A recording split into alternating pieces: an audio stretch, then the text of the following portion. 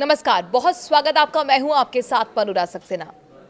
बात 8वें कमीशन की करते हैं। क्या डीए और बेसिक पे जुड़ जाएंगे? ये सवाल सभी के मन में है। दरअसल वित्त मंत्रालय ने इसको लेकर तस्वीर साफ कर दी है और क्या कहा है, इस वीडियो में आपको देंगे पूरी जानकारी। प्रधानमंत्री नरेंद्र मोदी के नेतृत्व वाली केंद्र सरकार 8वें वेतन आयोग को लागू करने के लिए लगातार कदम आगे बढ़ा रही है।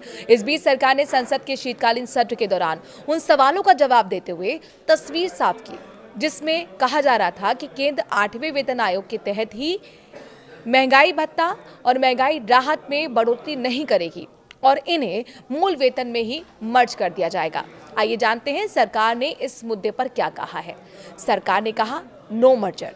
लोकसभा में सोमवार को इस सवाल पर सरकार की ओर से जवाब देते हुए वित्त राज्य मंत्री पंकज चौधरी ने साफ कर दिया है कि केंद्र सरकार के पास 8वें कमीशन के तहत केंद्रीय कर्मियों के महंगाई भत्ते को मूल वेतन के साथ मर्ज करने से संबंधित किसी भी तरह का कोई प्रस्ताव विचाराधीन नहीं है।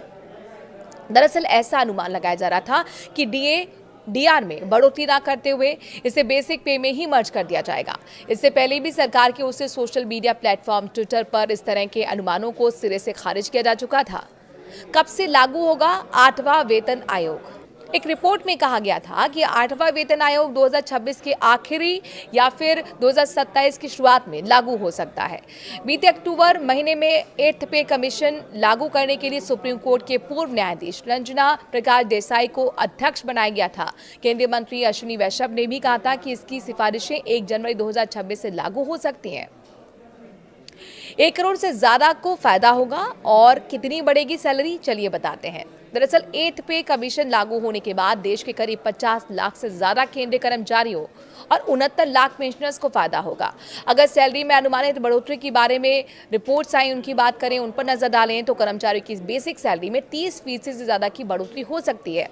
नए पे कमीशन के तहत न्यूनतम बेसिक वेतन 18,000 रुपए से बढ़कर लगभग 30,000 रुपए हो सकता है। और अपने दर्शकों को बता दें कि फिटमेंट फैक्टर करीब 1.8 रहने का अनुमान है, जिससे कर्मचारी को 13% का फायदा होगा। बीते दिनों ब्रोकर्स फर्म एम्प्टिस कैपिटल की रिपोर्ट में दावा किया गया था कि इससे वेतन और पेंशन में 30 से 34% की बढ़ोतरी हो सकती है।